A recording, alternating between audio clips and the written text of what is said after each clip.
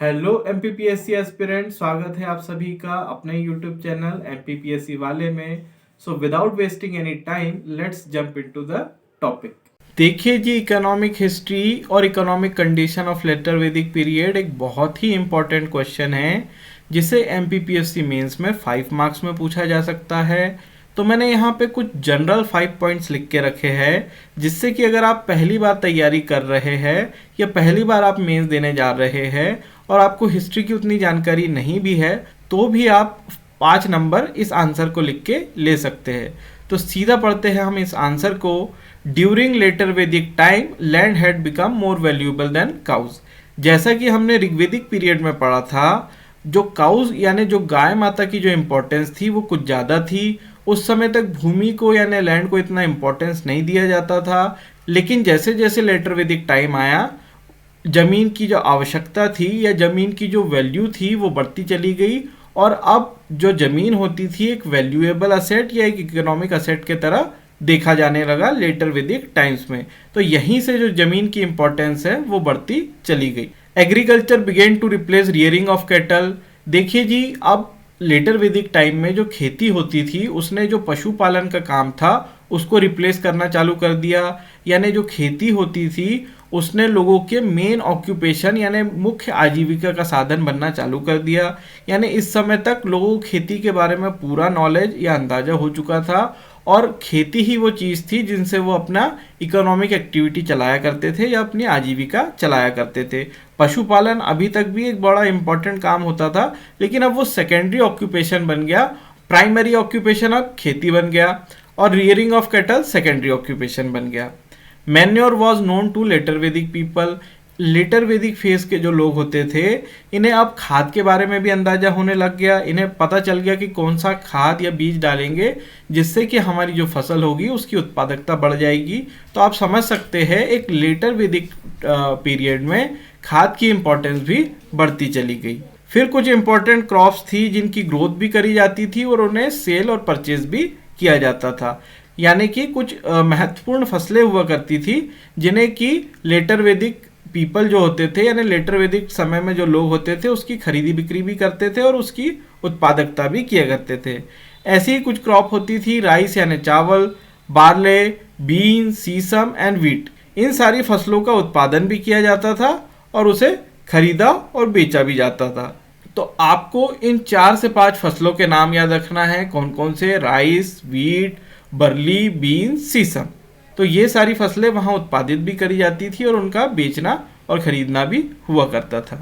Considerable advance was made in the knowledge of metal. और metal यानी धातु के नॉलेज में, धातु विज्ञान में लेटर वैदिक पीपल जो थे उनको काफ़ी ज्ञान हो चुका था। वो अब कई सारी धातुओं का इस्तेमाल करने लगे थे और ये उनकी इकोनॉमी के लिए एक बड़ी इंपॉर्टेंट चीज़ थी, क्योंकि टीन की, कॉपर की, आयरन की इसकी ट्रेड भी हुआ करती थी यानी इसका व्यापार भी हुआ करता था और उन्हें इसका नॉलेज भी हो गया था। New arts, artist and craftsman also emerge such as smelters, iron smith, dwellers, carpenter, potter, weaver and leather worker. देखिए जी, कोई भी अगर इकोनॉमी होती है तो उसमें कुछ इंपॉर्टेंट क्राफ्ट होती है, कुछ इंपॉर्टेंट आर्ट होती है, जिस वजह से उस इकोनॉमी की देश विदेश में एक पहचान बनती है। तो यहाँ पे भी कुछ ऐसे लोग थे जिन्हें आर्ट ऑफ मेटल वर्किंग आ चुका था, यानी वो धातु से कैसे काम लिया जाता है इसका उन्हें ज्ञान आ चुका था। तो स्मेल्टर्स हुआ करते थे जो धातु को पिघलाकर नया शेप दिया करते थे। आयरन स्मिथ यानी लोहार भी हुआ करते थे।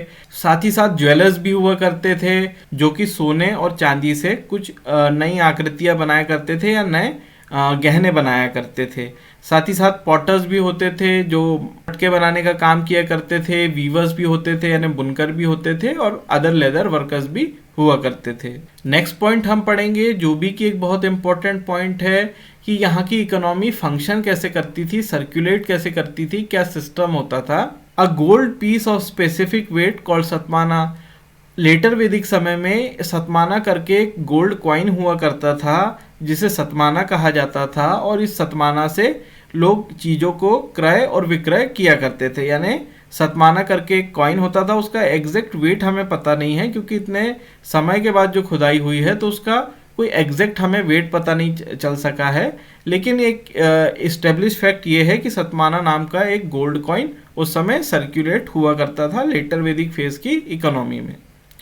निशाका वॉज द पॉपुलर करेंसी, लेकिन जो पॉपुलर करेंसी होती थी वो निशाका करेंसी होती थी।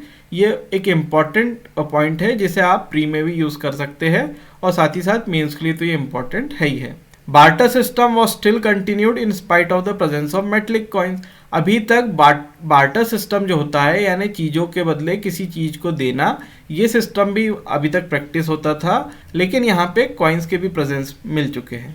Money lending was lucrative trade and interest on loan was moderately charge.